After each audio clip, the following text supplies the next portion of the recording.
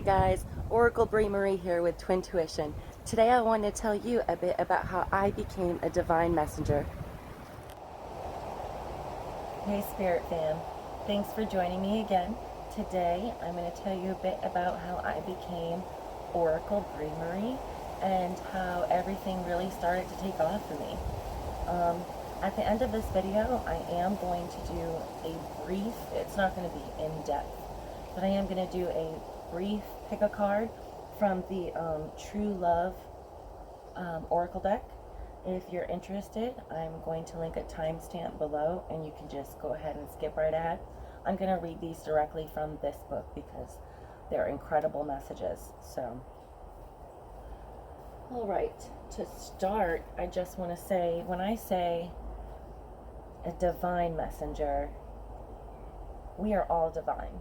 We are all divine sparks of light, of spirit, every single one of us. So when I say I'm a divine messenger, I feel that in my heart. I know that I am divine, and I know that I am a messenger. I am a light worker, I am a star seed, and I have been sent here, apparently, to be doing this right now. So I have always been really spiritual. Always, always, always.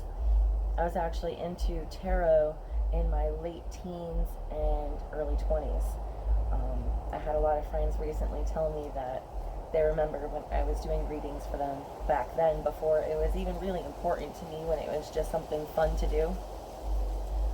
So, my name is Sabrina. I am 34. I am from Maine, and I live in Mississippi with my husband and my 4 out of 5 children. And right now I'm a stay-at-home mom, and I love it. I love it.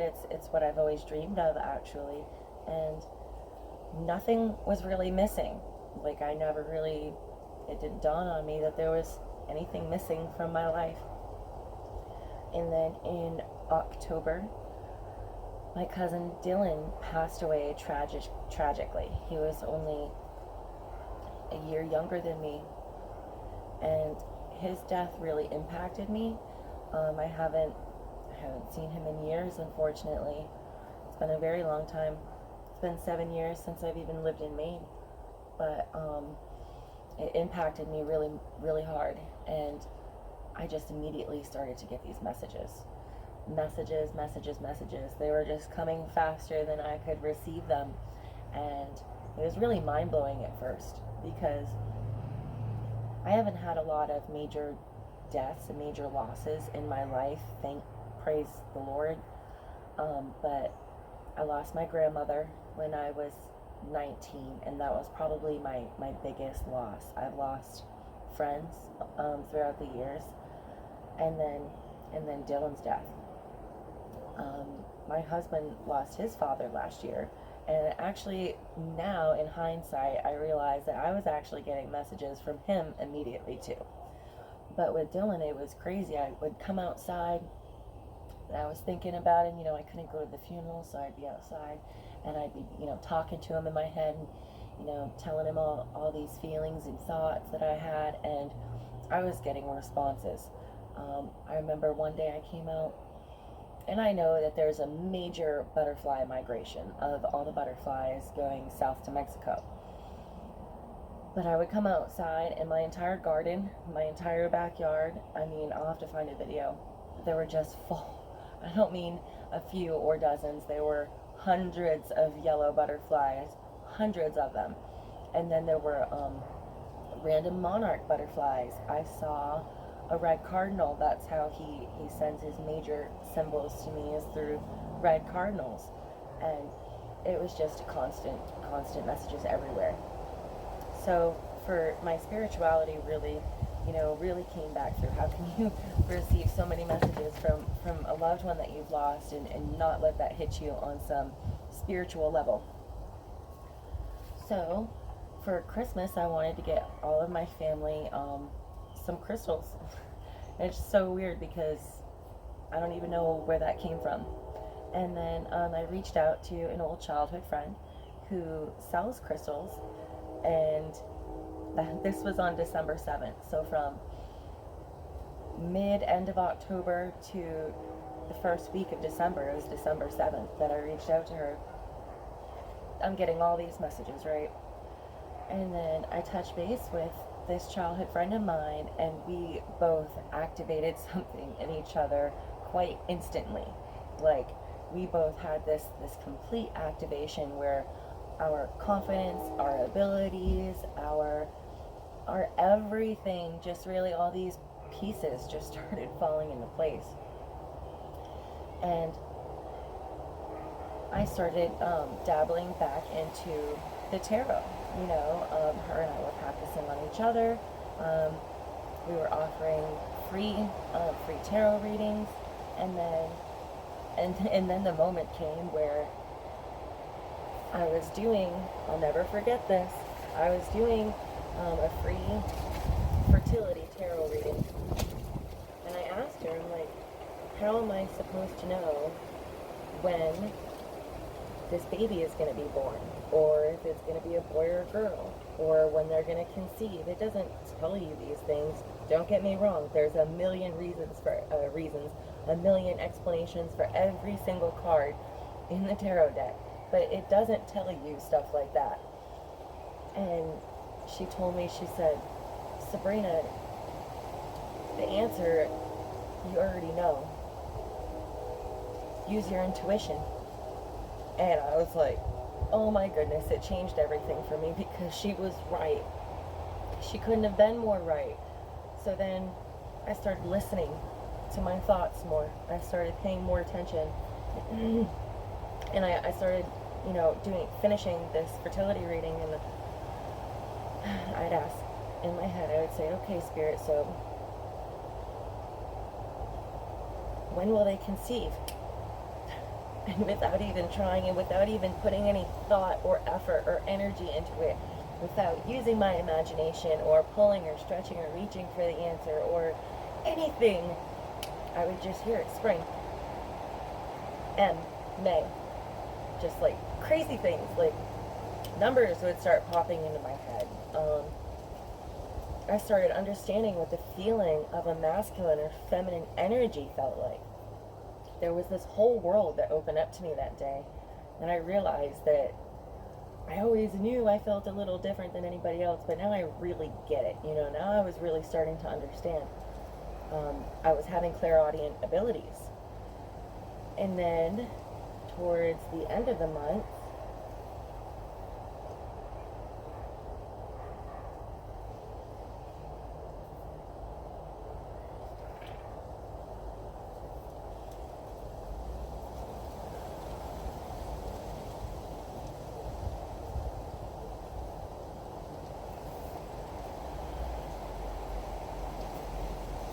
and then the end of the month comes, and it's New Year's Eve. It's New Year's Eve. We're about to turn over from crazy 2020 and COVID and all that stuff into a fresh start in 2021. And I always knew that it was really powerful for me to connect with people who have passed. I have tried doing it my entire life. I have been huge into paranormal. Anything about me, you'd probably find me in a cemetery, because I'm checking out epitaphs and just am really interested in connecting in the afterlife and spirituals, connecting with spirits who have passed. So I decided to give it a shot. And I started getting my first visions, my first clairvoyant abilities. I started seeing things from, I saw my husband's parents sitting at a table, which was clearly back in the 80s. I could sense the time in my head.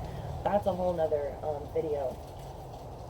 I could tell details about, like, her purse and her shoes and what they were doing. It was literally like an imprint of an event. It was just the beginning, though. I was learning. It was just the beginning. And then my phone broke. My phone broke for like 3 weeks, and we just kept not getting it. And I wouldn't even allow myself to be upset about it, because I knew I wasn't supposed to have it. Like, Spirit didn't want me to have it. I was supposed to just be. Just keep receiving messages, receiving my downloads, my spiritual ascension that I was going through, because it was a very intense time. It was a beautiful time. Every single thing I did, without looking for it, there was a connection and a symbolism and a meaning, and it was an incredible feeling. So I get my phone back second week of January, and then that's when the creation of Twin Tuition really took off. By then I had a plan. I knew exactly where I wanted to go with it at the time, how I was going to start off.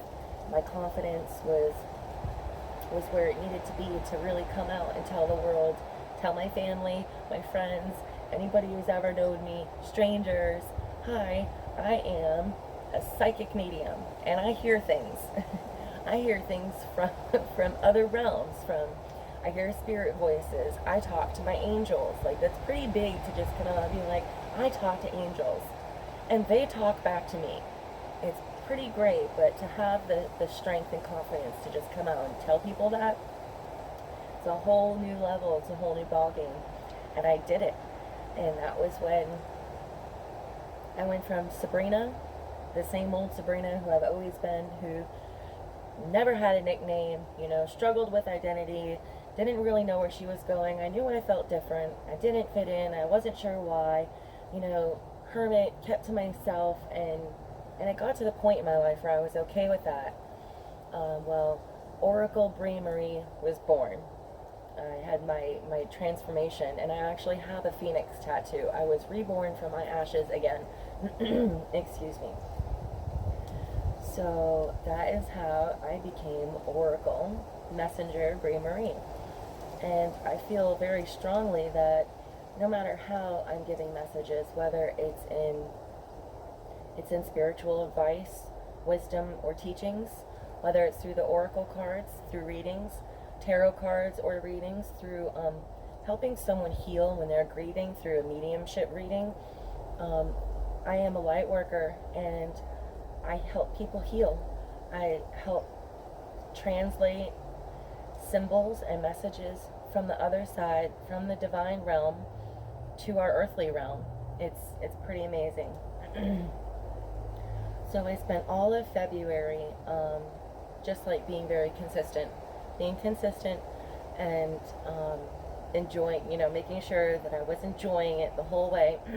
I was learning so much, because there is so much. Learning about the moons and how they're affecting me and what they do, and all the different aspects of astrology, because my gosh, there's so much in astrology, and I've always had interest in it, but I never really paid attention to the nitty-gritty. And how does this big old reading of my mapped out of my birth chart, how did they always get that right? How is it always just right for me? Well, now I know, and it's awesome. It's so interesting to me, and the best thing about it is I will never run out of something that's interesting in this spiritual world. The fun thing about me is that I am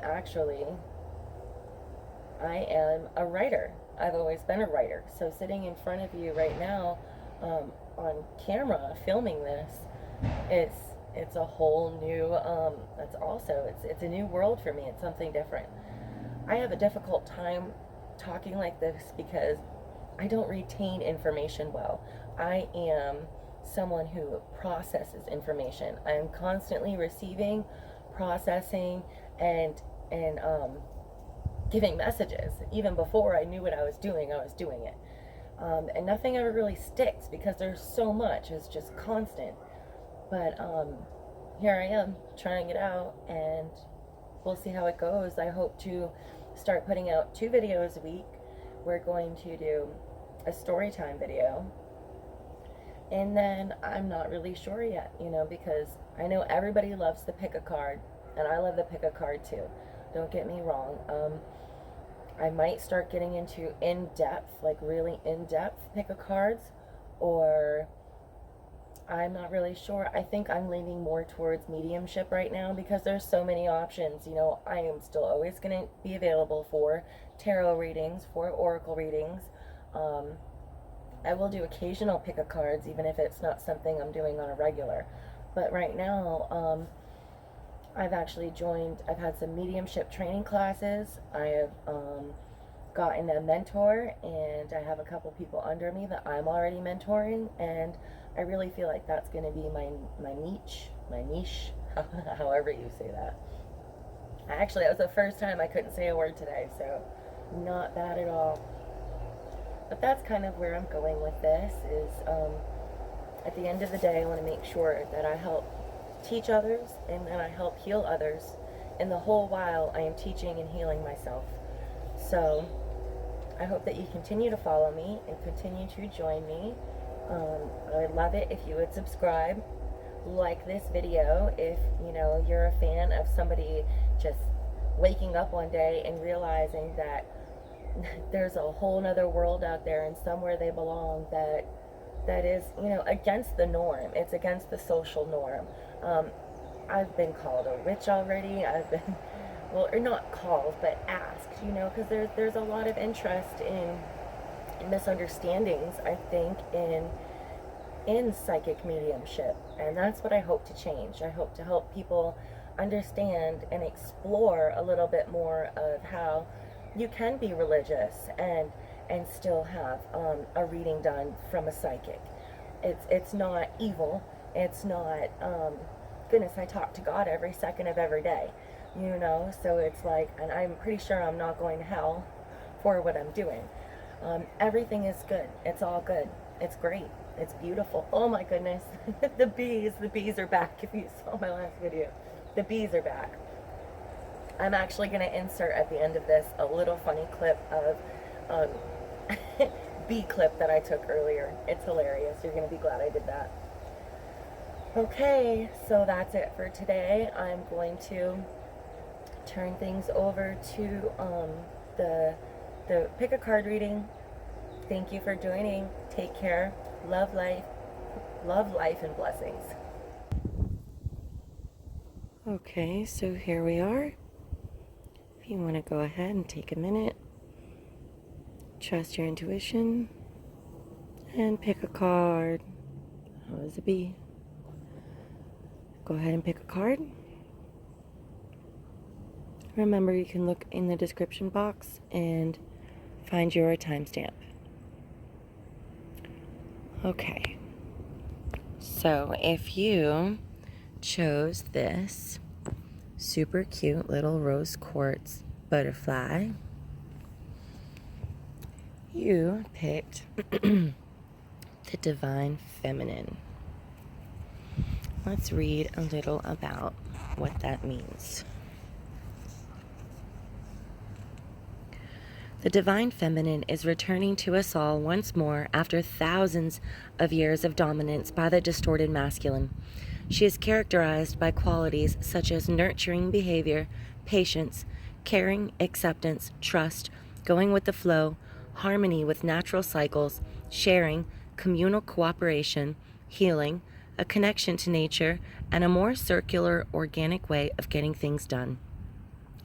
Intuition, especially the decision to use and trust it more, is also extremely important in the feminine realm and feminine approach to life. These qualities are not always highly valued in our society, and whether you are male or female, you may have been brought up learning to discard or distrust them. The feminine way of being, patient or caring, is not just about giving all the time and finishing up exhausted yourself. It's about having faith in the fact that the universe can and will guide you if you allow it. The Divine Feminine is the vital force from which all other life emerges, and it works towards a win-win outcome in every situation for the good of all involved. All things creative, sensual, and nurturing belong to the feminine realm, so indulge that with awareness as a way of expressing your delight. Make a commitment to listen to, trust, and act upon your intuition more today and every day. You have drawn this card today because your heart and intuition are calling out to you, urging you to trust your feminine energy more and more. Take a few minutes to complete the exercise that I am about to read to you. All right. So if you chose the rose quartz butterfly, I am going to read how to reintegrate your divine feminine. And I encourage you I encourage you to give this a try. All right, here we go. All right, to do this, you're going to want to find a quiet place where you can sit or lie down comfortably and uninterrupted. If you want, you can light a candle to create yourself a nice warm atmosphere. You can have a journal or diary with a pen for making notes afterwards. It takes about 15 minutes. Turn off all distractions like your phone or any electronic devices. Light your candle and set your mood. Make yourself comfortable, and then call in your own angels and your spirit guides and ask them to support you while you do this process. It doesn't matter if you don't know their names or other specific details, just call them in and they will be there for you. Take a minute or two to contemplate your own feminine qualities. Do you tend to hide your gentleness, softness, feelings, emotions, creativity, or intuition around some or even all other people? Do you have an exterior that is a bit tougher than you would like? Spend another minute or two letting your imagination unfold. What might your divine feminine look like if she had a form? If you're a woman, she might be wearing a beautiful flowing dress and have flowers in her hair. She might look like a goddess, a fairy, or a high priestess. Maybe she looks as though she is from a bygone era or has a strong quality of romantic feminine beauty around her, like your own personal inner Genevieve. I don't even know what that is, but it sounds very feminine, very divine. If you are a man, your divine feminine might also look like a female, even a goddess type figure of some kind, or like a creative male, perhaps an artist with brushes and easel, or a musician playing a romantic expressive instrument like a violin. Perhaps yours will look like a poet from another era, or be out wandering in a beautiful garden. These are just suggestions. Let your own imagination create something wonderful and feminine for you. Now call to your divine feminine in your mind or out loud. If you can't see an image in your mind's eye, please don't worry. Your intention is enough. Just call out to her and ask her to return to you fully. Let your divine feminine know that you need her influence and wisdom in your life and that you long for the balance and harmony that she can bring. Imagine her coming forward immediately and embracing you, surrounding you in her compassion and unconditional love. Speak to your divine feminine in whatever way feels good for you. She is like a dear friend who has been waiting in the wings, ready to help, supportive, and love you the moment you ask her to. Ask her to show you the ways to express her energy, abundance, and light in your everyday life. Give yourself a moment to feel her creativity filling you. When you are ready, thank your divine feminine for returning. Join hands or link arms with her if that feels good. Make a commitment to yourself to live more from this place within you. Take a deep breath in, exhale fully, and then open your eyes. Make some notes about your experience in your journal if that feels appropriate. I love this. I love this exercise. I've actually done it. I've done it twice. I did it when I got it, and then I did it a couple weeks later. All right, so that is it for those of you who chose the divine, that is backwards, the divine feminine. Moving on. Okay, next we have this little mushroom. This is a little dragonstone mushroom. You chose the card that is soulmates. What does this mean for you? A soulmate relationship will contain everything you want and everything you need. You will experience a beautiful sense of connectedness and mutuality with this person and may even feel like you've known them before. Sounds wonderful, doesn't it? So, how do you attract this kind of relationship? Or how can you be sure that your current partner is your soulmate? The most direct and effective way to attract your soulmate is to just be yourself. Yes, really. When you let go of any pretenses, behaviors, and attitudes that aren't your truth, your personal vibration automatically shifts and you become a beacon to the kind of mate you long to spend your life with. The same is true of an existing relationship. If you're harboring doubts about the relationship and aren't sure if your partner is your soulmate, then just be yourself. Start by considering where you have not been fully authentic up until now and make some gentle, gradual adjustments and improvements. Communicate your realizations as best as you can and give your partner credit for trying to understand. Make your changes at a pace that allows you both a reasonable amount of time to embrace your new way of being. Over time, you will discover whether you are right for each other or not. The suggested approach to just be yourself can sound too simple to the ego, or monkey mind, so be aware of its tendency to complicate your thinking. But being wholly, fully, and unashamedly yourself is the only way to attract and maintain a true soulmate relationship. If it takes a little longer to attract your true soulmate, then rest assured, this time is well spent. And if your current relationship ends as a result of your truth, then you have created an opportunity in your life for the relationship you've always desired. Both situations require commitment, courage, and a willingness to be honest with yourself. And last but not least, pile number 3 is, it actually sparkles. This blue goldstone turtle. My daughter loves this. She actually tried to steal it from me. Let's see what card you picked. The Sacred Woman. The Native American Indian legend of White Buffalo Calf Woman is closely connected to the concept of the divine feminine. Although it is more extreme than real life, her story does send an important message. In the legend, White Buffalo Calf Woman annihilates a man who thinks he can simply embrace her and claim her like a piece of property.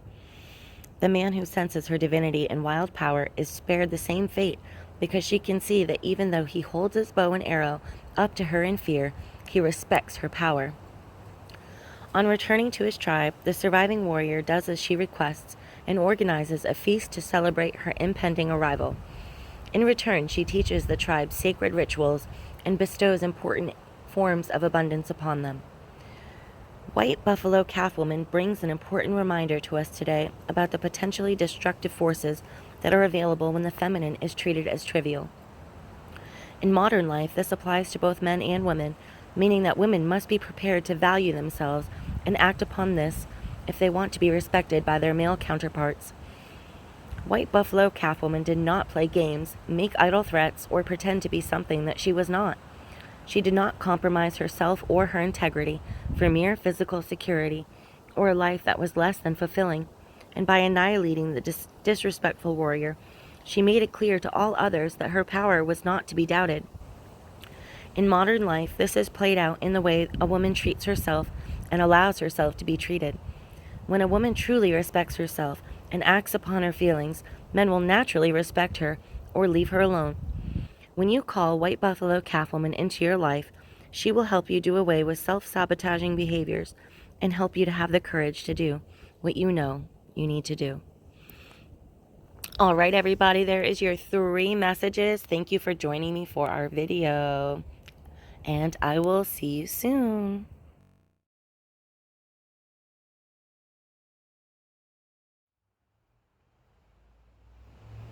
This seriously just hit me in the head and then flew over here to where I am working.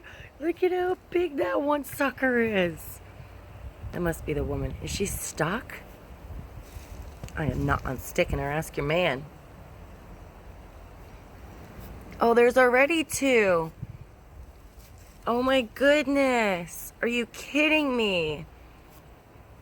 Are you watching?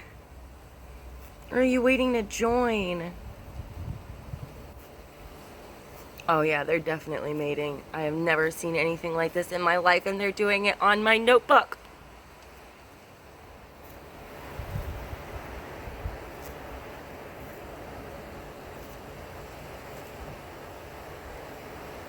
And that one is still patiently waiting for his turn.